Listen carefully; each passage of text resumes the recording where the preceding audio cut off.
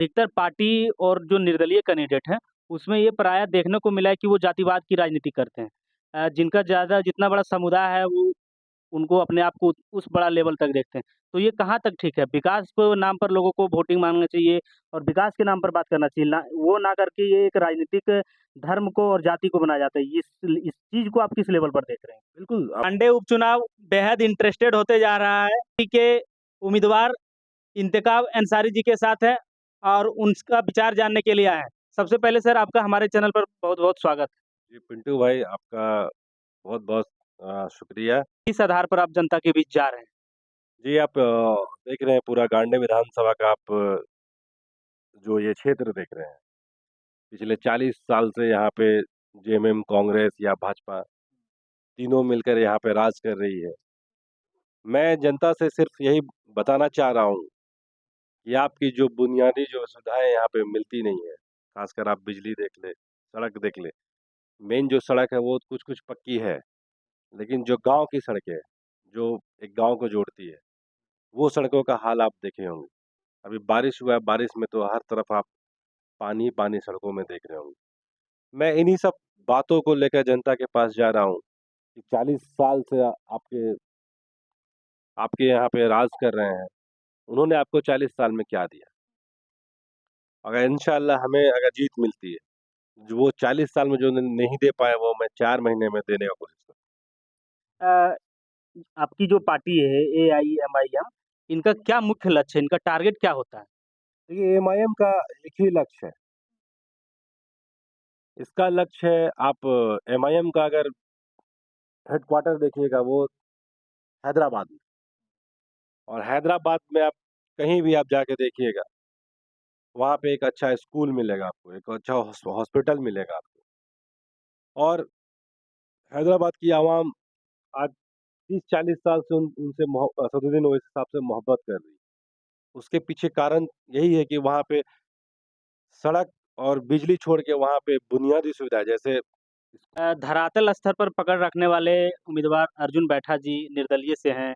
एक तरफ पूर्व मुख्यमंत्री की पत्नी कल्पना सोरेन जी है, एक तरफ अंतर्राष्ट्रीय पार्टी बीजेपी के उम्मीदवार दिलीप वर्मा जी है। इन सबों को आप पछाड़ के जनता के बीच में कैसे अपना वर्चस्व बना पाएँगे? देखिए आप यहाँ पे दौरा किए होंगे, आपको तो पता ही होगा ऑलरेडी वर्चस्व बन चुका है।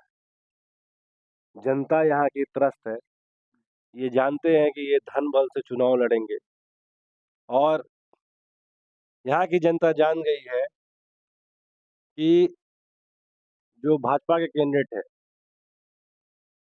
उनके मामा लगते हैं शायद जयप्रकाश वर्मा साहब, वो बीजेपी में हुआ करते थे, वो जेएमएम में आ गए। अभी फिर जेएमएम छोड़ के निर्दलीय चुनाव लड़ रहे हैं। तो भाजपा की कथनी और करनी में ज़मीन आसमान का फ़र्क है। और रही बात जेएमएम की, जेएमएम भी यहाँ पे लोगों को डर दिखाता है कि भाजपा ऐसी पार्टी है, वैसी पार्टी है, जबकि ये खुद भाजपा के साथ मिल के सरकार में रह चुके हैं। हेमंत सोरेन जी जो अभी जेल में हैं, वो उप मुख्यमंत्री थे इनके साथ। तो कथनी और करनी में फ़र्क है, दोनों एक ही थाली के चट्टे-बट्टे हैं और यहाँ की जनता अब इस चीज़ को जान चुकी है। यहाँ की जनता जागरूक हो गई है और यहाँ की जनता अब तीसरे विकल्प की तलाश कर रही है और तीसरा विकल्प एमआईएम से बेहतर गांधी विधानसभा में कोई हो नहीं सकता। अ, कल्पना सोरेन जो है, हेमंत सोरेन को जेल में डाला गया है, उनको लेकर हमेशा मंच पर भावुक होती है, जनता के बीच में भावुक होती है। ऐसे में महिलाओं का उनकी तरफ झुकाव तो नहीं होगा? उन उन लोगों का वोट बटोरने का तो प्रयास नहीं कर रही इस चीज़ों को लेकर? देखिए गांडे की महिलाएँ या पुरुष अब पहले जैसे नहीं रहे अनपढ़, अब पढ़े-लिखे हैं। उन्होंने कोई आंदोलन करके उनको जेल नहीं भेजा गया। उन पे घोटाले का इल्ज़ाम लगा है और उस बुनियाद पे वो जेल गए। उनको ज़बरदस्ती जेल में नहीं डाला गया। आप अगर जनता आपको प्यार देती है, तो सबसे पहले आप जनता के लिए क्या काम करिएगा कांडे में? देखिए अगर जनता मुझे प्यार देती है, सबसे पहला मेरा काम मैंने आपको पहले ही बताया। सबसे पहले इस क्षेत्र में एक अच्छा स्कूल और एक अच्छा हॉस्पिटल, जो ओवैसी साहब का हॉस्पिटल है, वो मैं यहाँ लाने का काम करूँगा। एक बार जनता यहाँ से भारी मतों से जिताने का कोशिश करे। सबसे पहला काम स्कूल और हॉस्पिटल का होगा। आपको पार्टी से उम्मीदवार बनाया गया है, तो आप इस चीज़ को खुशनसीबी मान रहे हैं कि बदनसीबी मान रहे हैं? चूँकि ये उपचुनाव जनता का मानना है कि उनके ऊपर ज़बरदस्ती थोपा गया है, तो इस चीज़ को आप अवसर मान रहे हैं कि क्या मान रहे हैं? नहीं देखिए, अगर आप जनता से जुड़ के रहना चाहते हैं, तो चाहे उपचुनाव हो, चाहे जनरल चुनाव हो, कोई भी चुनाव हो, चुनाव में पार्टिसिपेट करना चाहिए। और ये मेरी खुशनसीबी है कि एमआईएम मुझे टिकट दिया यहाँ पे और पिछले चुनाव में भी हम लोग अच्छा खासा अपना उपस्थिति दर्ज कराए थे और इस बार माहौल कुछ अलग है, वो आपको भी पता चल रहा होगा। तो ये मेरी खुशनसीबी है कि मैं दोबारा उपचुनाव में खड़ा हूँ और जब जनरल इलेक्शन होगा फिर मैं उसमें भी रहूँगा। अधिकतर पार्टी और जो निर्दलीय कैंडिडेट हैं, उसमें ये प्रायः देखने को मिला है कि वो जातिवाद की राजनीति करते हैं। जिनका जितना बड़ा समुदाय है वो उनको अपने आप को उस बड़ा लेवल तक देखते हैं।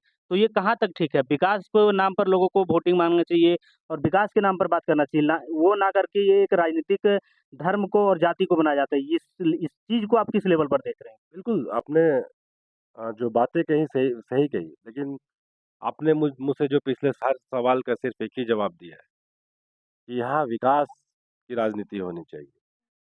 मैंने पहले ही कहा कि यहाँ पे स्कूल अच्छे नहीं हैं, यहाँ पे कोई हॉस्पिटल नहीं है, यहाँ कोई सुविधा नहीं है।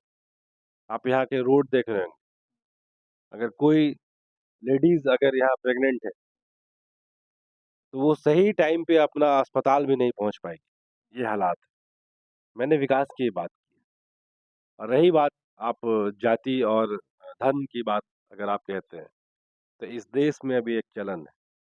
भाजपा मुसलमानों के नाम पे डराती है और इंडिया गठबंधन के जो लोग हैं, वो भी भाजपा के नाम पे मुसलमानों को डराती है। यहाँ दोनों तरह से डर मुसलमान को ही।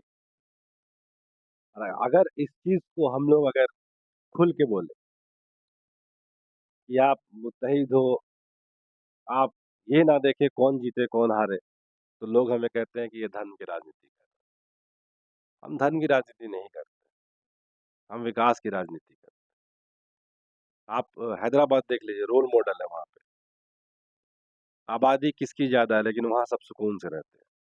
को प्यार मिलेगा तो क्या आप हैदराबाद के मॉडल को आप गांडे मॉडल देने का प्रयासरत रहिएगा? बिल्कुल, मैं गांडे को दूसरा हैदराबाद बनाऊँगा। अगर इस बार मुझे मौका मिलता है, तो मैं गांडे को दूसरा हैदराबाद बनाऊँगा।